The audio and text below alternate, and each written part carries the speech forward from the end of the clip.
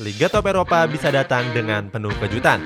Klub papan tengah yang gak diunggulkan sering tampil jadi pemuncak klasemen sementara. Sayangnya hal itu memang benar-benar sementara, di mana mereka nggak bisa mempertahankannya sampai kompetisi berakhir. Siapa sajakah mereka? Cetak Gol akan mengulasnya sebagai berikut.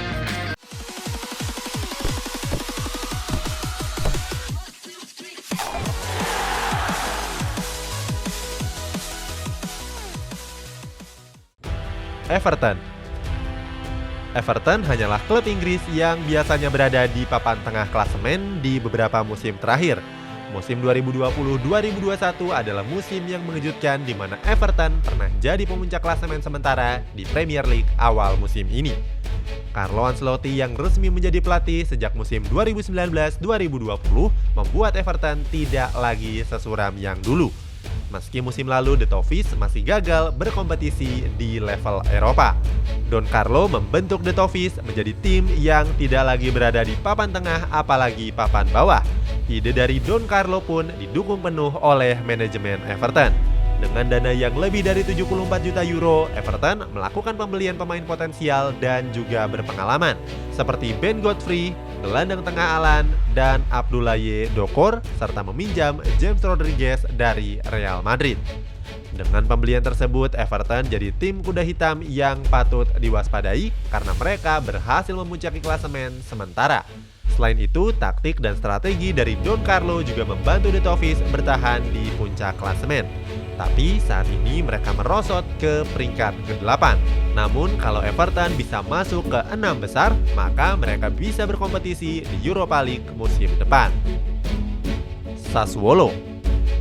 Di awal musim 2020-2021, Sassuolo juga mulai berbicara di papan atas Serie A Italia.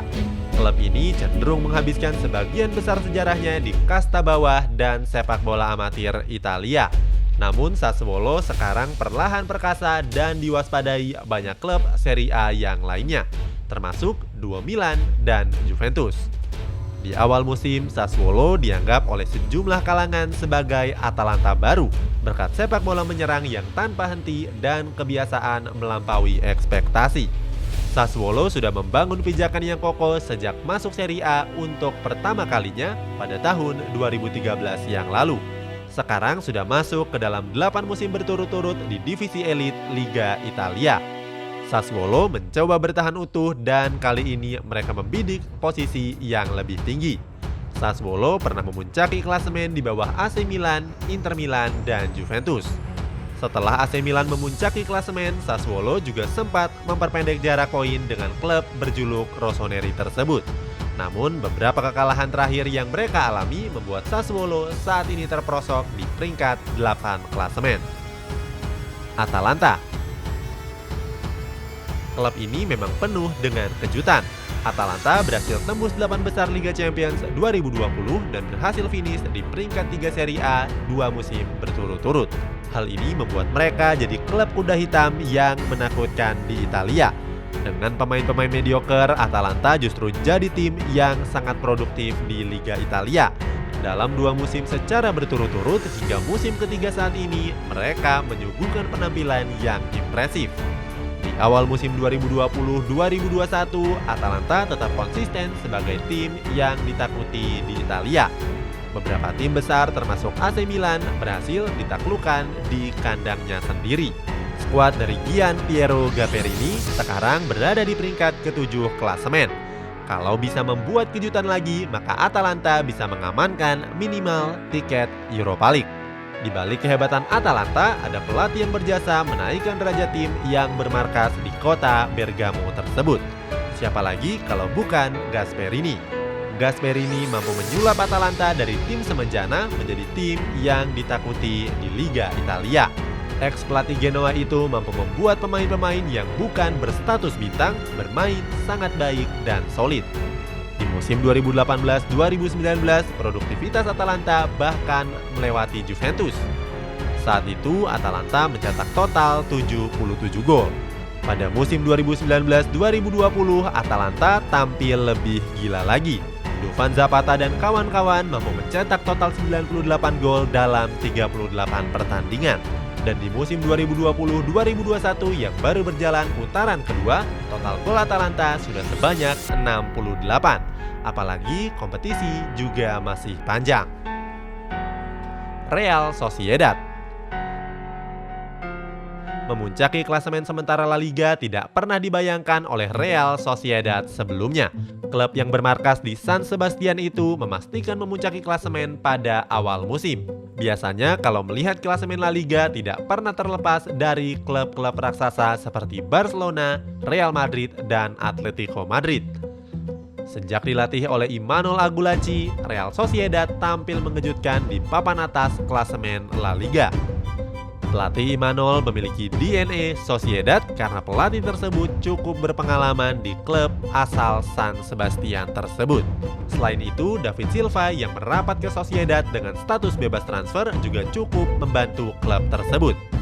Karena dirinya masih bisa bermain dan berkontribusi lebih dalam membantu kemenangan Real Sociedad. Untuk musim ini, Sociedad punya total nilai pemain versi transfer market mencapai 309,6 juta euro. Sebagai contoh, Atletico Madrid dengan 753,25 juta euro alias setengah dari yang dimiliki Real Sociedad. Atau Real Madrid dengan 855 juta euro. Klub dengan skuad nilai tertinggi 2020-2021 adalah Barcelona dengan 878,2 juta euro. Walaupun nilai pemainnya kalah besar dari klub papan atas, permainan Sociedad tidak bisa dipandang sebelah mata. Di awal musim 2020-2021, Sociedad sempat memenangkan 5 pertandingan secara beruntun. Real Sociedad juga cuma tercatat kalah 1 kali dari Valencia. Namun sekarang Sociedad tidak segacor yang dulu. Beberapa kali kalah di kandang, imbang dan tersingkir dari Piala Super Spanyol. Kini mereka cuma berada di posisi 6 klasemen sementara. Tottenham Hotspur. Di awal musim, Everton sempat jadi pemuncak klasemen sementara dan jadi tim kuda hitam di Inggris. Namun, kejayaan Everton di puncak klasemen digeser oleh Tottenham Hotspur yang mulai perkasa di tangan Jose Mourinho. Mourinho menggantikan Pochettino yang kurang nendang selama beberapa laga di awal musim 2020. Selama Mourinho melatih Tottenham, perlahan permainan Tottenham cukup diwaspadai dan ditakutkan. Ditambah dengan Son Heung-min dan Harry Kane yang juga berperan cukup gacor saat dilatih oleh Mourinho. Hasilnya, Spurs meraih beberapa kemenangan yang meyakinkan. Bahkan, Son Heung-min berhasil jadi pemain terbaik Asia tahun 2020. Dan Tottenham berhasil mengembalikan Gareth Bale walaupun dalam status pinjaman. Namun, kegacoran The Lily White gak bertahan lama. Di awal tahun ini ada beberapa pemain yang cedera termasuk Harry Kane. Hal ini membuat dominasi skuad Spurs mulai memudar dan alami beberapa kekalahan. Termasuk kekalahan saat dibantai Liverpool dan Brighton yang membuat The Lily White turun ke posisi 6 klasemen. Itulah sejumlah klub yang tampil ngeri di awal musim tapi keteteran di pertengahan musim. Performa yang inkonsisten jadi faktor utama kemerosotan mereka. Punya nama klub lain yang punya masalah serupa? Coba tuliskan nama klubnya di kolom komentar.